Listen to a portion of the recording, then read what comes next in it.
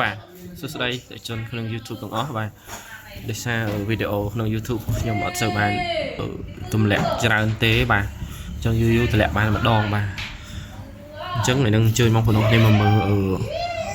រវាងអេក្រង់ទូរស័ព្ទទាំងពីរនេះបាទអេក្រង់ទូរស័ព្ទដែលមានតម្លៃ$1000ជាងនិងទូរស័ព្ទតម្លៃមានតម្លៃ$500ជាងបាទហើយមួយណាមើលទៅ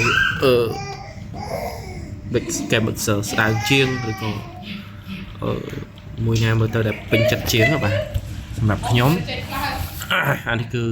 អេក្រង់របស់ Galaxy S25 Ultra បាទអានេះគឺរ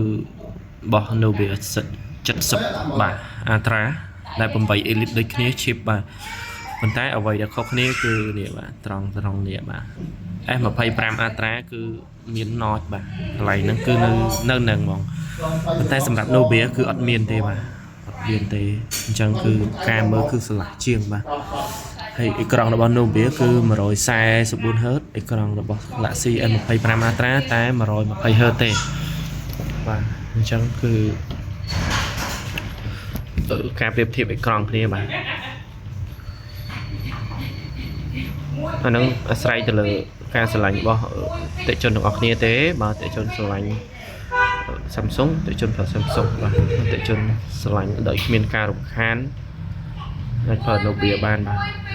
តែកាមេរ៉ាទាំងពីរគឺស្អាតដូចគ្នាបាទកាមេរ៉ាគឺថតស្អាតដូចគ្នាហើយកម្លាំងម៉ាស៊ីនដូចគ្នាអេក្រង់ខាងមុខក៏លាតដូចគ្នាបាទអញ្ចឹង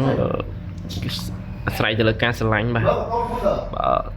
ទូរស័ព្ទ Samsung គឺមានតម្លៃខ្ពស់ជាង Nubia មានតម្លៃធូរជាងបាទ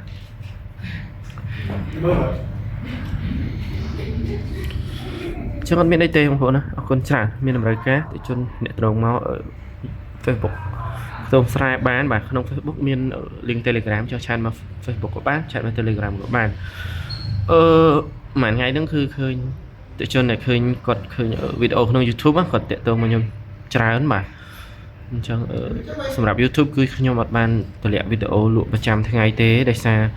វីដេអូ YouTube យើងថតរៀងវែងបន្តិចហើយថតបែបទទឹងបាទព្រោះវីដេអូ TikTok ហើយនិង Facebook គឺយើងថតបែបប្រឈមបាទបែបវែងបាទអញ្ចឹងពីរហ្នឹងគឺ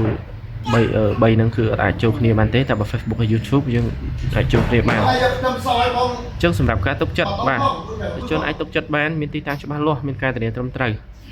មានតម្រូវការតំណងបានណាបាទ M25 Ultra នេះក្រុមហ៊ុនមានធានាក្រង់បាទ